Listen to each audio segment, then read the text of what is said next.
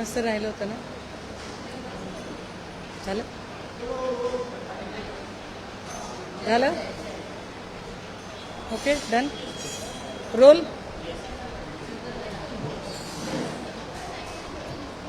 नमस्कार. शिवसेना उद्धव बाळासाहेब ठाकरे पक्षाच्या वतीने आपल्या सगळ्यांचे मनपूर्वक स्वागत. आपल्या सगळ्यांचे आभार सुद्धा की एका सोशल कॉजसाठी उभ्या असणाऱ्या लढ्यामध्ये आपण सगळे सुद्धा खंबीरपणे साथ देत आहात. हां मला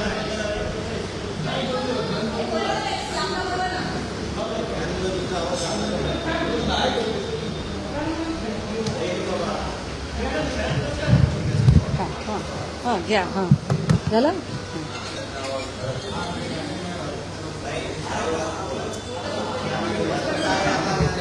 हॅलो चेक चेक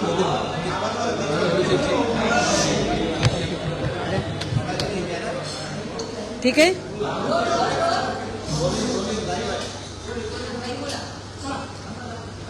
जय महाराष्ट्र. शिवसेना उद्धव बाळासाहेब ठाकरे पक्षाच्या वतीने आपल्या सगळ्यांचे या पत्रकार परिषदेमध्ये स्वागत आहे. आभार सुद्धा की आपण या संबंधाने असणारी माहिती महाराष्ट्राच्या घराघरात पोहोचवण्यासाठी अत्यंत प्रामाणिकपणे प्रयत्न करत आहात. आजच्या दोन आधी महत्त्वाच्या घडामोडी आपल्याला सांगितल्या पाहिजेत. खरं तर हक्कभंग प्रस्तावाच्या संबंधाने त्यांनी मला माझं मत विचारलं आणि मी त्यांना माझं मत पाठवून दिलेलं आहे. कुणाला? विधिमंडळाला, जिथे माझ्या विरोधातला हक्कभंगाचा प्रस्ताव प्रवीण दरेकरजी यांनी वाचून दाखवला होता आणि त्याच्यात मला माझं स्पष्टीकरण मागितलं होतं. ते स्पष्टीकरण मी दिलेलं आहे. या संबंधीची कार्यवाही जी आहे त्याच्यात नंतर काय काय घडलं ते आपल्याला माहीत आहे. अधिवेशन अजून वेळ आहे अधिवेशनाला. पण हे सगळं चालू असताना काल अचानक माझ्या घरी पुन्हा एक नोटीस आली आहे आणि ती हक्कभंगाची नोटीस आली आहे. फार विशेष आहे. अनिल बोरनारेजींच्या सहीने बहुतेक ती नोटीस आहे. मी अजून ती हातात घेतली नाही कारण मी मुंबईत आहे आणि नोटीस पुण्यात आलेली आहे. एक दुसरी घडामोड, 50 कोटीच्या दाव्याची नोटीस सुद्धा अगदी अत्यंत आपुलकीचं प्रेमपत्र माझ्यापर्यंत पोचलेलं आहे. सो या दोन्हींचा मी सहर्ष स्वीकार करते. हे दोन महत्त्वाच्या बाबी. तिसरं असं की काल माझ्या बोलण्यातनं एक गोष्ट राहिली होती जी मला असं वाटलं की नाही ती पुन्हा एकदा मांडली पाहिजे. मी काल महिला आयोगाच्या त्या सगळ्या भूमिकांच्या संबंधाने काही प्रश्न निर्माण केले होते आणि त्यात एक महत्त्वाचा मुद्दा माझ्याकडनं राहिला होता की जनरली एखादी घटना घडते तेव्हा ती घटना घडल्यावर घटनेच्या ठिकाणी असणारा जो मुद्देमाल आहे तो मुद्देमाल जप्त केला जातो. तिथले काही लॅपटॉप, काही फोन, काही असतील तर सील होतात, जप्त होतात आणि त्याची माहिती प्रचंड गोपनीय असते जी माननीय न्यायालयाच्या समोर त्यांच्या परवानगीने ती उघडायची असते. एकीकडे आम्ही रणजितसिंह नाईक निंबाळकर यांचा महाडिकशी काय संवाद झाला असेल का, महाडिकांचा निंबाळकरांशी झाला असेल का, महाडिकांचा धुमाळ किंवा राहुल धसशी संवाद झाला असेल का, धुमाळ आणि राहुल धसचा, महाडिकचा आणि बदनेचा किंवा बनकरचा काही संवाद झाला असेल का, याच्या सीडीआरची मागणी करतो. त्या सीडीआर बद्दल कुठलीही माहिती पुढे येत नाही. त्या सीडीआरच्या बद्दलचं कुठलंही वर्णन, विशेषण, विश्लेषण, तपशील काल भाजप प्रायोजित जी पत्रकार परिषद झाली ज्याच्यामध्ये निंबाळकरांच्या प्रवक्त्या म्हणून महिला आयोगाच्या व्यक्ती तिकडे बसल्या होत्या, त्यांनी त्याच्यावर काहीच सांगितलं नाही. पण मुलीच्या सीडीआर बद्दल त्या बोलल्या. आता मला पोलिसांना प्रश्न विचारायचे आहेत की पोलिसांना हा अधिकार कुणी दिला की त्या मुलीचा जो मोबाईल असेल तो मोबाईल आणि तिचं जे काही सीडीआर असेल ते लीक करायचा. ही मोडस ऑपरेंडसी समजून घ्या. मी ॲडव्होकेट विपुल दुशिंग यांना वैष्णवी हगवणे प्रकरणातही हाच प्रश्न विचारत होते की वैष्णवी हगवणेचे सीडीआर हे तुमच्याकडे कसे काय, आणि त्या सीडीआरवर तेव्हा पण याच बाई बोलत होत्या ज्या बाई इतर कुठल्याही प्रकरणावर बोलत नाहीत. हे सीडीआर जरी समजा खरं तर महिला आयोगाचा संबंधच येत नाही, पण महिला आयोगाला दिलेही असतील असं आपण गृहीत धरू, तर महिला आयोग कोणत्या अधिकाराखाली त्यांनी काल त्याच्या संबंधाने बोलणी केली, त्यांना तो अधिकार आहे का, आणि त्यांना अधिकार नसेल तर राष्ट्रीय महिला आयोगाने अशा बेजबाबदार व्यक्तीला या पदावर ठेवावे की नाही याचा विचार करायला हवा.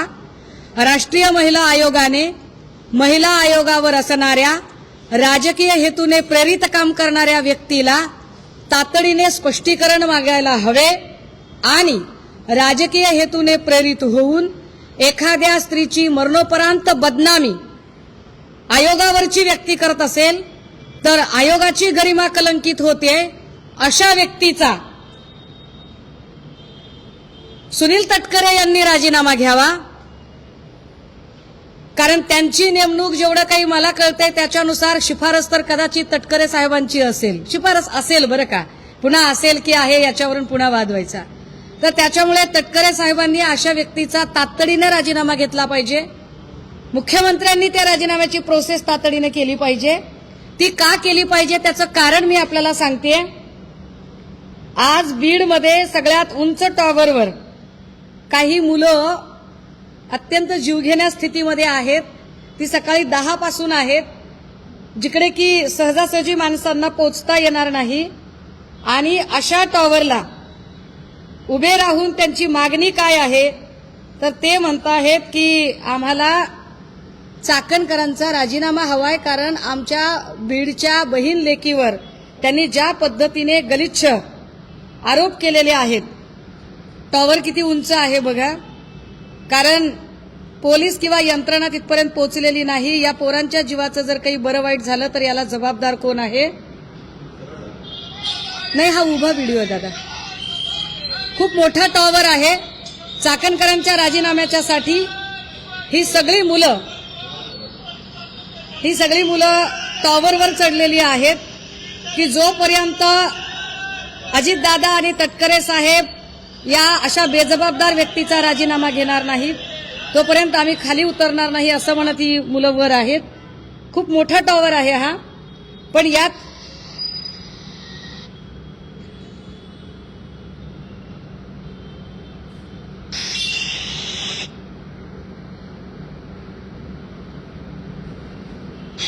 नमस्कार, मी माऊली शिरसाट, बीड शहरातील BSNLचं भाजी मंडई या ठिकाणचं सगळ्यात उंच टावर आहे.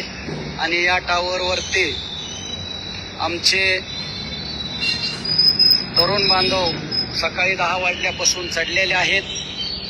कारण बीड जिल्ह्याची लेक संपदाताई मुंडे अत्यंत कर्तव्यदक्ष आरोग्य अधिकारी म्हणून फलटण या ठिकाणी काम करत होते. परंतु ज्या पद्धतीनं तिला छळलं गेलं, जिवंतपणे त्रास दिला, परंतु या ठिकाणची व्यवस्था मेल्यानंतरही तिला छळत आहे, त्रास देत आहे. बेजबाबदार महिला आयोगाच्या अध्यक्षा रुपाली चाकणकर ज्या पद्धतीनं पत्रकार परिषद घेऊन आमच्या भगिनीच्या चारित्र्यावर शिंतोडे उडवत आहेत, त्यांना हा अधिकार कुणी दिला? PM रिपोर्ट आमच्या घरच्या मंडळीला भेटाना, व्हॉट्सअप कॉल किंवा काय आणते CDR आमच्या घरच्या नातेवाईकांना भेटाना, आणि तिला कसे भेटले? या मागणीसह SIT स्थापन लवकरात लवकर झाली. मंडळी, मी म्हटलं की मला काही नवीन माहिती आपल्यासोबत शेअर करायची आहे. हा एक फोटो आहे. आपल्याला हे प्रकरण माहीत असेल. हे अश्विनी बिद्रे हत्याकांड प्रकरण आहे. हे एप्रिल 2013चं प्रकरण आहे. आणि या प्रकरणामध्ये 2016चं प्रकरण आहे. हे अश्विनी बिद्रे हत्याकांडामध्ये अश्विनी बिद्रेची हत्या झाली. हत्या खरं तर 11 एप्रिलला झाली होती, पण तिच्या घरच्यांना जेव्हा लक्षात आलं की आपली घरातली जी व्यक्ती आहे ती सापडत नाहीये, तिचा कॉन्टॅक्ट होत नाहीये, तेव्हा 15 एप्रिल 2016ला अश्विनी बिद्रेंच्या संबंधाने एक मिसिंगची तक्रार दाखल झाली होती. या मिसिंगच्या तक्रारीमध्ये की आमच्या घरातली व्यक्ती नाहीशी झालेली आहे, त्यांचा शोध व्हावा, पण तो शोध काही होत नव्हता. अखेर ती ज्या ठिकाणी राहत होती नोकरीच्या ठिकाणी, तिथे जाऊन तिचा लॅपटॉप वगैरे जेव्हा हस्तगत केला आणि अश्विनी बिद्रे यांचे पती आणि त्यांची मुलगी यांनी त्या लॅपटॉप आणि मोबाईलमधनं काही गोष्टी काढल्या. त्यावेळेला त्यांचा संशय हा अभय कुरुंदकर या माणसावर गेला आणि त्याच्यानुसार पुढे एक तक्रार लक्षात आली आणि त्याच्यात असं कळलं की 11 एप्रिल 2016 अश्विनी बिद्रेची हत्या झाली होती. मी हे का सांगते त्याचं कारण पुढे सांगते आपल्याला. 11 एप्रिल 2016 अश्विनी बिद्रेची हत्या झाली, पण गुन्हा हत्येचा दाखल झाला नव्हता. गुन्हा दाखल व्हायला 1 जानेवारी 2017 उजाडलं. यामध्ये अनेक लोकांना म्हणजे अश्विनी बिद्रेच्या तर चारित्र्यावर प्रचंड शिंतोडे तर उडवले गेलेच गेले, परंतु अत्यंत वाईट पद्धतीने हा तपास भरकटवण्याचा प्रयत्न केला. पण हा तपास एका महत्वाच्या मुद्द्यावरून पुढे आला होता. तो महत्वाचा मुद्दा असा की अश्विनीच्या मोबाईलवर अभय कुरुंदकरने अश्विनी बिद्रेचे मेहुणे अविनाश गंगापुरे यांना एक व्हॉट्सअपवर मेसेज टाकला होता. हा मेसेज कशासाठी टाकला होता तर तिच्या मोबाईलवरून मेसेजेस टाकून मी चांगली आहे, मला काही मानसोपचाराची गरज आहे, मी बाहेर गेले असं भासवत ती जिवंत आहे हे त्यांना दाखवायचं होतं. ज्यांनी हत्या केली ते दाखवत होते की अश्विनी बिद्रे जिवंत आहे आणि अश्विनी बिद्रेच्याच मेहुण्याला मेसेज टाकला आणि त्या मेसेजमध्ये एक मेसेज होता WhatsApp chat, how are you. या हाऊ आर यू, मी ही बीबीसीची बातमी दाखवते आपल्याला. या हाऊ आर यूच्या मेसेजमध्ये यूच्या ऐवजी वाय लिहिलेला होता. अश्विनी बिद्रे कधीही यूच्या ऐवजी वाय लिहित नव्हत्या. यानंतर ज्याच्यावर संशय आहे त्या अभयकुमार कुरुंदकरचं टेक्निकल सगळा डाटा आणि त्याची माहिती काढली गेली. तेव्हा अनेक ओळखीच्या मित्र नातेवाईकांनी सांगितलं की तो जेव्हा कधी त्याला यू टाईप करायचा असतो तेव्हा तो यू टाईप करण्याच्या ऐवजी तो वाय टाईप करतो आणि या यू आणि वाय मुळे हा आरोपी सापडला गेला. ही वाय आणि यू मुळे उलगडलेली स्टोरी. मी का सांगते ही स्टोरी, त्याचं कारण सांगितलं पाहिजे. मी खूप 3 दिवसापासून एकच गोष्ट सांगते की तिच्या चारित्र्यावर जे शिंतोडे उडवले त्याला आम्ही टॉलरेट नाही करू शकत. दादा हो, मी पहिल्या दिवशी असं म्हटलं की तिच्या हातावरचं हस्ताक्षर आणि तिने 4 पानी लिहिलेलं पत्र याच्यावरचं हस्ताक्षर हे जुळत नाही. ते जुळत नाही हस्ताक्षर असं मी का म्हटलं, त्याला माझ्याकडे आता आधार आहेत आणि तेच आधार मला आपल्या समोर शेअर करायचे आहेत आणि म्हणून मी आपल्या सगळ्यांना तातडीने इथे बोलावलं. आपणही आलात, मी आपली आभारी आहे. हे 4 पानी पत्र आहे दादा हो आणि या 4 पानी पत्रामध्ये साधारण 9 वेळा पोलीस निरीक्षक हा शब्द आलाय. 9 वेळा आणि 9 वेळा जो पोलीस निरीक्षक शब्द आलाय ना त्या 9 वेळाच्या शब्दामध्ये हा बघा निरीक्षक शब्द मी झूम करून इकडे आणलाय प्रिंट करून. याच्यामधली सॉरी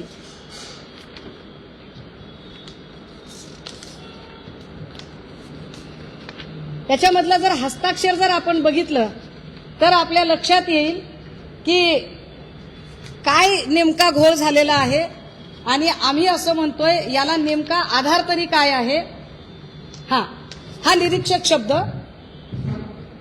तिच्या 4 पानी पत्रातला हा निरीक्षक शब्द बघा. तुम्हाला कॅमेरे जर झूम करता आले तर याच्यातली जी र ची वेलांटी आहे ती दीर्घ आहे आणि तो 9 वेळा शब्द लिहिलाय तिने, एकदा लिहिलेला नाही, 9 वेळा लिहिलाय. हे काम पोलिसांचं आहे, मी सोपं करून देते पोलिसांना. 9 वेळा निरीक्षक शब्द आला आणि त्याची वेलांटी दुसरी आहे. अगदी त्याच वेळेला तिच्या हातावर जो निरीक्षक शब्द आलेला आहे त्याची वेलांटी पहिली आहे आणि हे धक्कादायक आहे. मी अजिबात कुठलीही गोष्ट वेग मांडत नाहीये, मी फार जीव तोडून मांडतेय. मला कुठल्याही पक्षीय राजकारणात जायचं नाहीये, मला काही देणं घेणं नाहीये. मला एवढंच म्हणायचं आहे की तुम्ही एखाद्या महिलेचं चारित्र्यहनन करताना जरा माहिती तर घेत चला. मी असा हत्येचा संशय व्यक्त केला होता, पण आता या 2 गोष्टींनी या तरुणीची आत्महत्या की हत्या ही गोष्ट अधिक किचकट झाली आहे. ह्या 2 कागद बघितल्यावर ती हत्या झाली आहे का असं म्हणायला पुरेसा फारच पुरेसा वाव आहे की 9 वेळा 4 पानिपत्रामध्ये लिहिलेला निरीक्षक शब्द त्याची वेलांटी दुसरी आहे आणि सुसाइडल नोट म्हणून संदर्भ घेतलेला हातावरचा जो शब्द आहे त्याच्यातली र ची वेलांटी ही पहिली आहे.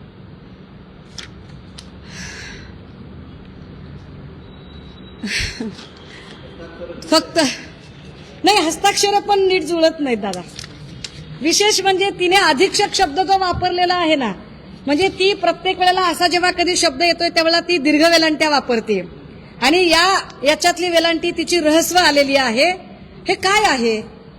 याच्यावर काल महिला आयोगाने का बरं आपलं म्हणणं मांडलं नाही? सुपारी घेऊन आला होता तुम्ही, सुपाऱ्या वाजवता, सुपाऱ्या वाजवण्यासाठी येता आणि तुम्हाला जे पद दिलंय महिलांची गौरव गरिमा वाढवण्यासाठी, तिथं तुम्ही महिलेच्या चारित्र्यावर शिंतोडे उडवता. कुणाला वाचवण्याचा प्रयत्न होतोय? खरंच हत्या झालीये का? आणि जर हत्या झाली असेल तर, आणि जर अशा पद्धतीने जर स्थानिकचेच पोलीस अधिकारी संशयाच्या भोवऱ्यात असतील, ज्यांच्यावर आरोप आहे त्यांचा हवाला देत त्यांनी सांगितलेलं व्हॉट्सअप चॅट जाहीर पत्रकार परिषदेत दाखवत जर मांडलं जात असेल तर ते किती खरं धरायचं? त्यामुळे हा फारच महत्वाचा आणि भक्कम पुरावा. याच्यातला मी हस्ताक्षराचाही आता एक्सपर्टीज रिपोर्ट मागवलाय, तो मला 2 दिवसात मिळेल. अर्थात पोलीस करतील, मी नाही म्हणत नाही, पोलीस करतील त्यांचं काम. पण मला असं वाटतंय की मी फार कायदेशीर पद्धतीने जावं आणि एक एक मुद्दा फार काळजीने मांडावा, फार अभ्यासाने मांडावा. हे का मांडावं? कारण मी मगाशी तिच्या घरच्यांनाही बोलायचा प्रयत्न केला. एवढी साधी माणसं आहेत, ऊसतोड कामगाराचं लेकरू आहे, ऊसतोड कामगारांच्या जीवावर फार राजकारण होतं, मतं मिळवली जातात. पण ऊसतोड कामगाराच्या लेकराबद्दल एक अत्यंत कायदेशीर आणि एक अत्यंत शिस्तबद्ध, एका व्यवस्थित तपासाच्या योग्य दिशेने जाणारी रेषा कुणीतरी मांडण्याची गरज आहे. तो प्रयत्न इथं करते. त्याच्यानंतर मी आत्ताही संपदाची बहीण आणि संपदाचा भाऊ, भावाचा मला कॉन्टॅक्ट झाला नाही, बहिणीचा कॉन्टॅक्ट झाला. मी त्यांच्याशी बोलायचा प्रयत्न केला आणि म्हटलं तुम्ही काहीतरी टायमिंगच्या बद्दल बोलत आहात. हे टायमिंगचा काय विषय आहे? तर साधारणतः घटना घडली त्या दिवशी खूप उशिरा तिची बहीण फोन करते आणि तो फोन पोलीस उचलतात आणि पोलीस सांगतात की तिला वाटतं की आपल्या बहिणीचा फोन चोरीला गेलाय का? ती म्हणते कोण बोलताय? आणि तिकडून सांगितलं जातंय की आम्ही पोलीस बोलतोय. तुमच्याकडे कसा काय फोन? तर तुमच्या बहिणीने सुसाईड केलंय. कसं शक्य आहे? आणि मग ते टायमिंग सांगतात की तुमच्या बहिणीने सुसाईड केलेलं आहे. कधी झालंय? तर ते सांगतात की नाही, हे 7 वाजताच झालेलं आहे, संध्याकाळीच झालेलं आहे हे. पण त्या दिवशी बहिणीने एक स्टेटस ठेवलेला होता व्हॉट्सअपला आणि तो स्टेटस 11:06 संपदाने लाईक केलेला आहे. तो तिच्या मोबाईलवरचा हा स्क्रीनशॉट आहे दादा. हो, आता जर तिचा मृत्यू जर आधीच तुम्ही दाखवत असाल तर नंतर 11 वाजता ती हा व्हॉट्सअप स्टेटस लाईक कसा काय करते? वेळा चुकतायत का? पोलीस काही लपवायचा प्रयत्न करतायत का? आणि म्हणून आमचा पोलिसांवर संशय आहे आणि म्हणून आमचं असं म्हणणं आहे. कारण मी का ही केस सांगितली आपल्याला? मी अश्विनी बिद्रेची केस यासाठीच सांगितली की आरोप अभय कुरुंदकर हा पोलीस ऑफिसर होता आणि पोलीस ऑफिसरवर आरोप होता. याही प्रकरणात पोलिसांवर आरोप आहे आणि त्यामुळे हे जे छोटे छोटे बारकावे आहेत, हे छोटे छोटे बारकावे लक्षात आणून दिले पाहिजेत. आणि ज्यांच्यावर संशय आहे, ज्यांच्यावर आरोप आहे, जे आमच्या नजरेत संशयित आहेत, अशाच लोकांवर तुम्ही तपास सोपवू नये. हा तपास माननीय उच्च न्यायालयाने उच्चस्तरीय समितीकडे सोपवावा. राहिला प्रश्न माझ्यावरच्या बदनामीच्या, काय त्यांच्या नोटिशी बिटिशीचा, त्याला उत्तर द्यायला मस्त खंबीर आहे मी. ते नंतर बघता येईल, त्याचं काय एवढं नाही. हे काय माणसं कोण हाडा हागणारी असते, होय काय करते तेवढं? भांडलं तर कोणीतरी उभं तर राहिलं पाहिजे. त्याच्यामुळे ह्या गोष्टी महत्वाच्या आहेत आणि एक सरते शेवटी आपल्या सगळ्यांच्या माध्यमातून मला संपदाच्या आईवडिलांना एक अपील करायचे, फार कळकळीचं त्यांची लेख म्हणून. मी खूप साऱ्या इंटरव्ह्यूमध्ये तिच्या वडिलांना तोंडाला फडकं बांधून इंटरव्ह्यू देताना बघितलं. काका, हे सगळे पुरावे बघितल्यावर तुम्हाला तोंडाला फडकं बांधायची गरज नाही. तुमचं लेकरू निष्पाप आहे, निष्कलंक आहे. तुमच्यावर ज्या पद्धतीने एक मॉरल प्रेशर तयार केलं जातंय आणि तुमची सायकोलॉजी किंवा तुम्हाला डिमोरलाइज करण्याचा प्रयत्न केला जातोय, तुमच्यातल्या कुणीही अजिबात तोंड लपवायची गरज नाही. तुमचं लेकरू हुशार आहे, कर्तबगार आहे. व्यवस्थेने जर त्या लेकराचा बळी घेतला असेल तर व्यवस्थेशी भांडायचं बळ उजळ माथ्याने आपल्याकडे आलं पाहिजे. तुमची धर्माची लेक म्हणून मी तुमच्या सोबत आहे. विचारा आणि पुन्हा चाकण करण्यामध्ये पडायचं नाही.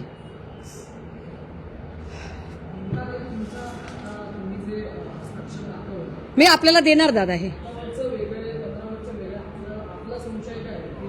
मला माझा संशय मी पहिल्या दिवशी मांडतेय की जर पोलीस डिपार्टमेंटच संशयाच्या भोवऱ्यात आहे तर त्यांनी सांगितलेल्या गोष्टीवर मी का विश्वास ठेवू. जर मयताची बहीण सांगते की हस्ताक्षरामध्ये फरक आहे आणि तो फरक काय, तो ढोबळमानाने मी आपल्या समोर आणलाय की 4 पानी नोटमध्ये जर 9 वेळा निरीक्षक शब्दाला रची वेलांटी दीर्घ केलेली आहे आणि हातावरच्या नोटवर मात्र रची वेलांटी ऱ्हस्व आहे, तो व्हेरी क्लिअर. अगदीच जे हातावर लिहिलेलं आहे ते दुसऱ्या कुणी लिहिलंय का, आणि जर लिहिलं असेल तर तो कोण आहे, आणि जर तो डिपार्टमेंटचाच असेल तर असं डिपार्टमेंट आम्हाला मदत करू शकेल का. मग याची चौकशी स्थानिक पोलिसांकडून काढून घ्या आणि याच्यासाठी उच्च न्यायालयाची उच्चस्तरीय समिती नेमा. ही उच्चस्तरीय समिती नेमावी आणि मी पुन्हा पुन्हा म्हणते की चौकशीच्या कक्षेत या सगळ्या लोकांना आणलं जावं. ते आणण्यासाठी जर तुम्ही ऐकणार नसाल तर मी 2 तारखेपर्यंत वाट बघतेय. 3 तारखेला दोन्ही हात तिसरं मस्तक जोडून अत्यंत विनम्रपणे मी फलटण पोलीस स्टेशनला जाते. गृहमंत्री फलटणच्या दौऱ्यावरती होते तेव्हा त्यांनी स्पष्ट केलं होतं की या दौऱ्यामध्ये निंबाळकर असं काही प्रकरण दिसत नाहीये. त्यामुळे आता गृहमंत्र्यांकडे तुम्ही काय मागणी करता? गृहमंत्री या गोष्टीवरती कुठे पडदा टाकण्याचा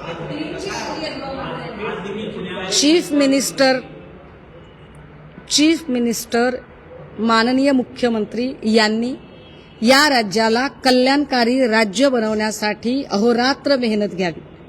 माझ्या त्यांना शुभेच्छा आहेत. परंतु माननीय मुख्यमंत्र्यांनी न्यायाधीशाच्या खुर्चीत बसू नये. तो त्यांचा जॉब नाही. आणि जर तो त्यांचा जॉब आहे असं त्यांना वाटत असेल तर मग पोलीस स्टेशन आणि कोर्ट याचा फार्स कशाला करताय. बंद करून टाका सगळं. नाही तर बोर्ड लावा तुमच्या ऑफिसच्या बाहेर, येथे क्लीन चिट वाटून मिळतील. मुख्यमंत्री देवेंद्र फडणवीस यांनी बोर्ड लावावा आपल्या कार्यालयाच्या बाहेर, येथे क्लीन चिट वाटून मिळतील. त्यांनी नाही क्लीन चिट द्यायची. आणि मी त्यांच्याबद्दल अजून एक गमतीदार गोष्ट सांगते. नंदकुमार ननावरेचा व्हिडिओ जो मी दाखवला परवाच्या प्रेसमध्ये, त्याच्यामध्ये रणजित सिंग नाईक निंबाळकर असं ते म्हणाले. ठीक आहे, मयत व्यक्ती म्हणते की रणजित सिंग नाईक निंबाळकर. यावर मुख्यमंत्र्यांनी स्पष्टीकरण दिलं की म्हणाले त्यात खासदार कुठं लावलेलं आहे, फक्त रणजित सिंग निंबाळकरच म्हटलंय. फार विशेष आहे, खासदार कुठं म्हटलेलं आहे. आणि नाईक निंबाळकर काय म्हणाले, आमच्या गावात 34 रणजित सिंग निंबाळकर आहेत. तर निंबाळकरांना माझा प्रश्न आहे, त्यांच्या वकिलांना प्रश्न आहे. त्यांचे वकील कॉप्या करून पास झालेले नाहीत, ते हुशार आहेत अशी माझी धारणा आहे. माझा विश्वास आहे की ते अत्यंत विद्वान आहेत. माझा त्यांना प्रश्न आहे की जर तुम्हाला असं वाटतंय की 34 नाईक निंबाळकर, रणजित नाईक निंबाळकर फलटणमध्ये आहेत, तर ते 33 कोण आहेत दुसरे की ज्यांच्याकडे नागटिळक आणि शिंदे नावाचे पीए आहेत. लॉजिकचा प्रश्न आहे दादा, काय चुकीचं बोलते का. ते 33 कोण आहेत ज्यांच्याकडे शिंदे आणि नागटिळक नावाचे पीए आहेत. कारण पीए ठेवण्या इतकी औकात ती रणजित नाईक सिंह निंबाळकर यांचीच असेल. त्यांची का असेल फार मोठी आसामी आहे. बरं झालं लक्षात आलं तुमच्यामुळे. किती मोठी आसामी आहे बघा.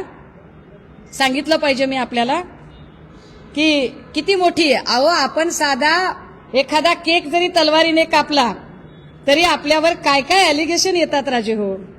आता ह्याच्यात मात्र बघा तुम्ही, म्हणजे विशेष आहे हा.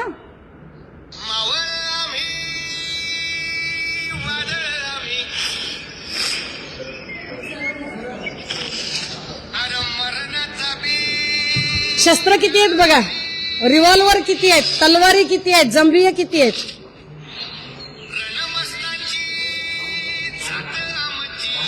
अरे काय तुम्ही कॉपीराईटचा विचार.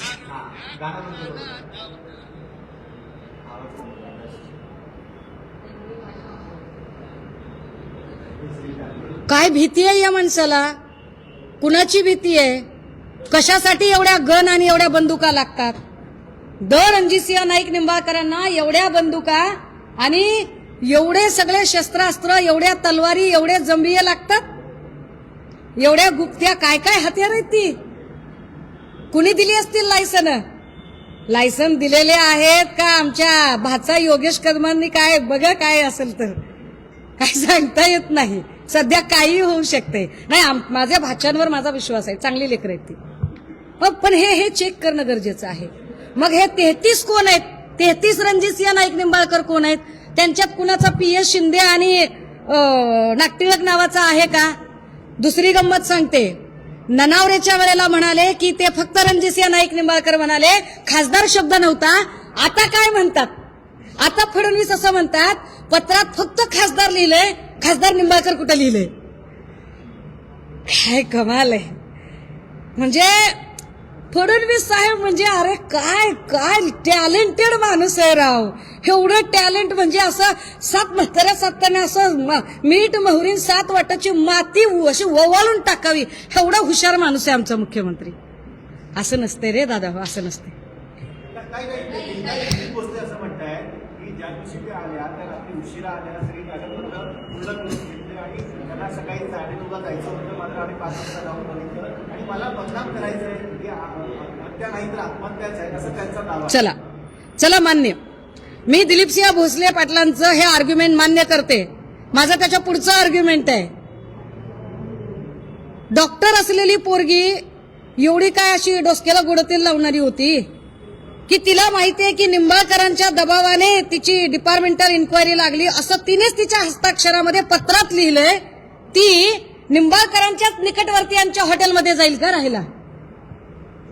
लॉजिकच्या काय आता काय म्हणजे असं कसं हो, काहीतरी लॉजिक असेल ना. ती का जाईल त्या हॉटेलमध्ये की जे हॉटेल तिच्या शत्रू पक्षाचं हॉटेल आहे, ज्या नेत्याच्या विरोधात तिची तक्रार आहे त्याच नेत्याच्या निकटवर्तीयाच्या हॉटेलवरती का जाईल. दिलीप सिंहांनी त्याचं उत्तर द्यावं. पोलीस महासंचालक रश्मी शुक्ला महिला आहे, संपूर्ण प्रकारात तटस्थपणे बघतील आणि खास करून तुम्ही ते मोबाईल स्टेटस आणि वगैरे ह्याचा रेफरन्स दिला. रश्मी शुक्लांवरती शिवसेनेने सुद्धा आरोप केले होते की मोबाईल कॉल रेकॉर्डिंग याच्यामध्ये होऊन टाकले. रश्मी शुक्लांच्या जास्त नॉलेजेबल आणि जास्त एक्सपिरियन्स आहे. खरोखर ताई मी सांगितलं पाहिजे, या देशाच्या राष्ट्रपती महिला आहेत, या राज्याच्या पोलीस महासंचालक महिला आहेत, महिला आयोगावर पण महिलाच आहे दुर्दैवानं. तरी महिलेला न्याय मिळत नाही. लाडकी बहीण असं म्हणणाऱ्या लोकांनी लाडक्या बहिणीच्या जाहिराती करण्यापेक्षा सुरक्षित बहिणींच्या जाहिराती करण्याची गरज आहे आणि बहिणींना सुरक्षितता कशी मिळेल त्यासाठी प्रयत्न करावेत. मी आज उपस्थित केलेल्या प्रश्न याच्या उत्तराच्या प्रतीक्षेत आहे. आणि हो, आम्ही महिला आयोगावर सुद्धा रीतसर कायदेशीर कोर्टात जात आहोत.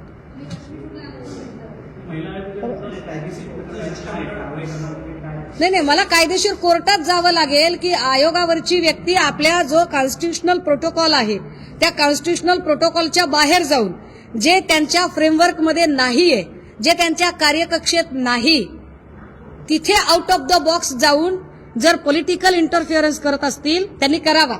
आपल्या पॉलिटिकल सर्व्हायव्हसाठी, आपल्या पॉलिटिकल ग्रोथसाठी त्यांनी भाजपकडे जावं, शिंदे काय कुठं जायचं त्याच्याबद्दल काही माझं म्हणणं नाहीये, त्यांनी करावं ते. पण त्याच्यासाठी त्या जर एखाद्या लेकमातेवर चिखलफेक करत असतील तर ते आम्ही कधीही सहन करणार नाही.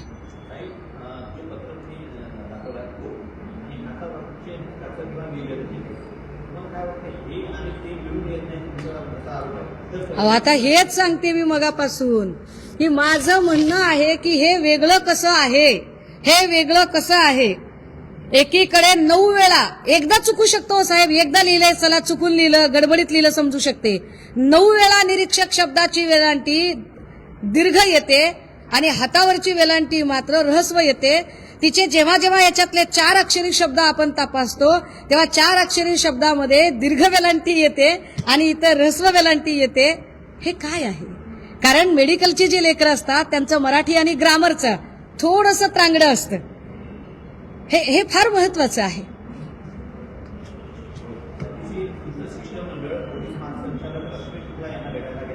जी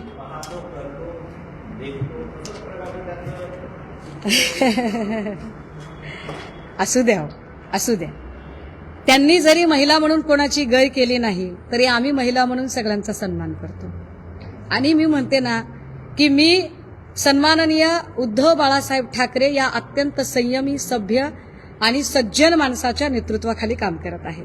त्यामुळे वेग काहीही बोलणार नाही, विनाकारण कुणाचेही व्यक्तित्व हनन करण्याचा प्रयत्न करणार नाही. पण एक नक्की, राज्याच्या पोलीस महासंचालक महिला आहेत. महिला म्हणून त्यांनी संपदा मुंडे ही त्यांचीही लेक बहीण आहे. या न्यायाने आपल्या लेकीला, आपल्या पोरीला न्याय द्यायचा आहे म्हणून त्यांचं काळीज जरा संवेदनशील व्हावं आणि त्यांनी या सगळ्या प्रकरणाची गांभीर्यानं दखल घ्यावी ही माझी विनंती असेल त्यांना. थँक्यू. भारतीय जनता पक्ष आता निवडणूक समोर जात आहे. पुन्हा पुन्हा एकदा जो लोकसभेचा नारा होता तो म्हणजे एक तो सेफ आहे, फटेके तो फटेके, हा नारा पुन्हा महानगरपालिकेला आणि बैठकीत हाच नारा वापरला आहे. जर हा नारा वापरायचा असेल आणि पुन्हा हिंदुत्वाचं कार्ड खेळायचं असेल तर माझा सरळ साधा प्रश्न आहे, संपदा मुंडे कुण्या धर्माची आहे? संपदा मुंडे हिंदू आहे ना. मग संपदा मुंडे हिंदू आहे तर हिंदू बहिणीच्यासाठी आता हिंदुत्व हिंदुत्व करून ओरडणारे किती जण मैदानात येणार आहेत? एरवी जर समजा आरोपी इतर कुठल्या धर्माचा असता तर आतापर्यंत नितेश राणेने घरातले हाय नाही तेवढे सगळे अगदी वलानीवरचे कपडे सुद्धा बाहेर आणले असते. काय आहे धंदा? माझ्याकडे अजून आलेलं नाही दादा. मी अभ्यास करेन आणि मी अभ्यास केल्यानंतरच त्यावर बोलेन. ओके, मी नक्की त्याच्यावर चेक करेन. पण मी उद्या किंवा परवा मी अजून एक प्रेस कॉन्फरन्स करेल आणि नाईक निंबाळकरांच्या त्रासाने कंटाळलेले साधारण 3 ते 4 कुटुंब मी पुन्हा पुढे आणेन. यांचा आका कोण आहे तो आका शोधला पाहिजे. आपण परळीचा आका शोधलात, परळीच्या आकाला गजाआड केलं, फलटणचा आका सुद्धा शोधला गेला पाहिजे.